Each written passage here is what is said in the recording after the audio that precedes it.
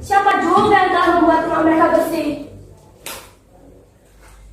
Dengan perasaan ragu-ragu, mulailah mereka memberikan sedikit-sedikit makan itu ke hewan peliharaannya. Maksudnya adalah jika hewan peliharaan itu kemudian mati, berarti makanan itu terdapat racun di dalamnya. Pertama diberikannya kepada kucing, tapi kucing itu tidak mati. Kemudian diberikannya kepada anjing, tapi anjing itu juga tidak mati. Kemudian diberikan kepada hewan-hewan yang lain, juga tetap biasa-biasa saja. Maka hilanglah perasaan ragu tentang makanan itu. Akhirnya Nala mencobai makanan itu. Betapa enak dan nikmat makanan itu. Setelah mereka memakan makanan itu, juga tidak terjadi apa-apa. Tapi masih berbagai pertanyaan dan pikiran masuk ke dalam hati Nalau. Apakah di antara tetangga ada yang mengantar makanan itu? Bertanyalah mereka dengan tetangga. Tetangga mereka tidak ada yang mengantar itu dan juga melihat orang mengantar makanan itu. Dengan rasa penasaran, mulailah mereka mengatur siasat. Beberapa hari kemudian, Nala dan ibunya berpura-pura pergi ke ladang. Padahal sesungguhnya mereka hanya berada di sekitar rumah. Beberapa waktu kemudian, dari dalam rumah Nalau terdengar suara perempuan dan suara lain yang bermacam-macam. Suara-suara itu seperti suara menumbuk padi, membuat tepung, membelah kayu, dan juga menimba air serta menyapu. Sesudah itu, Nala mencoba mendekati dinding dan mengintip di sebesar dinding. Mereka kaget sampai terkejut luar biasa. Mereka melihat ada seorang perempuan cantik, bagus rupanya, saat menghadap tempat penginapan.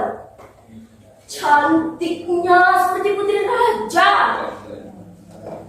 Pada saat perempuan itu menghadap ke dalam sini, pelan-pelan Nalau masuk ke dalam rumah dan menangkap perempuan tadi. Perempuan tadi akhirnya ditangkap oleh Nalau. Dia memohon-mohon agar dilepaskan kembali. Dia menangis dan meminta kepada Nalau dan ibunya agar jangan dibunuh. Nalau dan ibunya memang tidak ada rencana untuk membunuh perempuan itu. Siapa juga yang mau membunuh perempuan cantik seperti putri raja dan baik hati pula. Perempuan cantik itu akhirnya menjadi istri Nalau. Mereka hidup bahagia dan berkecukupan. Entah kenapa, di saat Nalau kecapean, dia teringat dengan suara oa-oa yang dahulu ditolongnya.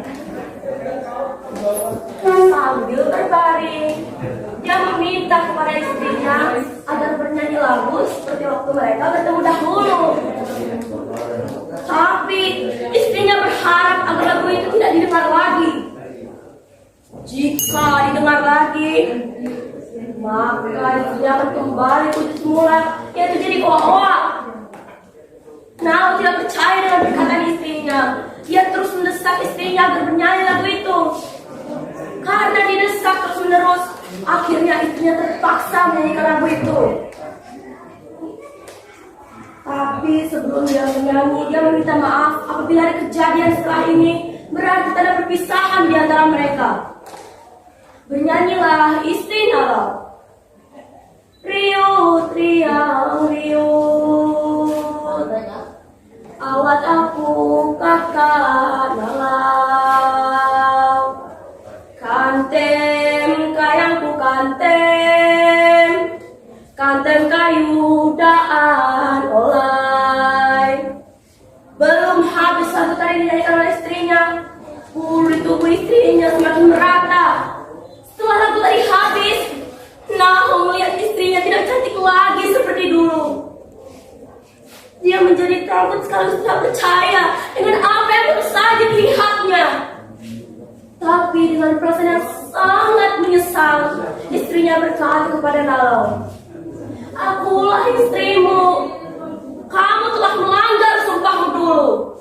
Karena kamu telah melanggar itu, mau tidak mau aku kembali ke wujud semula. Oleh sebab itu kita harus berpisah. Jaga kita baik-baik, semoga kita bisa bertemu lagi. Hanya itu pesanku kepadamu." Sekian cerita dari saya. Terima kasih dan selamat pagi.